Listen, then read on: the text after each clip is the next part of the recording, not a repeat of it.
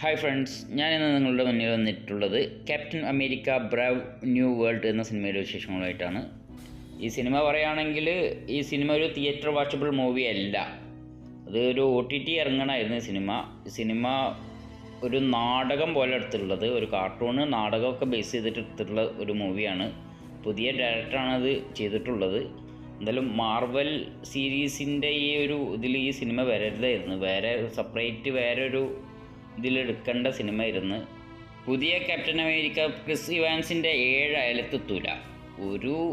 ഒരു ജാതി അഭിനയം, ഒരു രസമില്ലാത്ത അഭിനയം, തട്ടിക്കളിക്കുന്ന ആ ഷെയ്ഡ്, തട്ടിക്കളിക്കൽ കാലുകൊണ്ടും കൈകൊണ്ടും ഒക്കെ തട്ടിക്കളിക്കുക. ഒരു പഞ്ചില്ല, ഒരു രസമില്ല സിനിമ തീരെ കൊള്ളൂലെന്ന് തന്നെ പറയാം. ഈ സിനിമയിൽ ആകൂടി നന്നായിട്ടുള്ളത് ആ റെഡ് ഹൾക്ക് സൂപ്പറായിട്ടുണ്ട്. റെഡ് ഹൾക്കും ഫാൽക്കനും കൂടി ഫൈറ്റ് ഉണ്ട്. അതാണ് ലാസ്റ്റിലാണ് ആ ഫൈറ്റ് വരുന്നത്.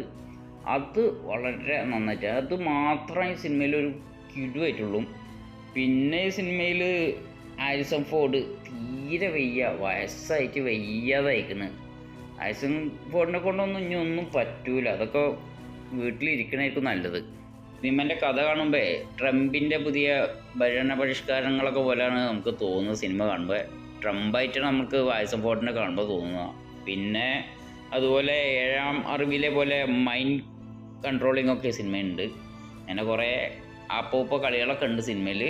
എന്തായാലും ഈ സിനിമ ഒരു വൺ ടൈം വാച്ചബിൾ എന്ന് പോലും എനിക്ക് പറയാൻ പറ്റൂല, അത്രയും മോശമായിട്ട് സിനിമ എടുത്തിട്ടുണ്ട്. മാർവൽ സീരീസിൽ തന്നെ ഏറ്റവും മോശം മൂവിയായിട്ട് ഇത് മാറുകയാണ്.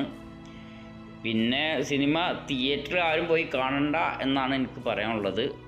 പിന്നെ നിങ്ങൾക്ക് അത്രയ്ക്ക് നിർബന്ധമാണെങ്കിൽ പോയി കണ്ടോ, എനിക്ക് കൂടുതലൊന്നും പറയാനില്ല.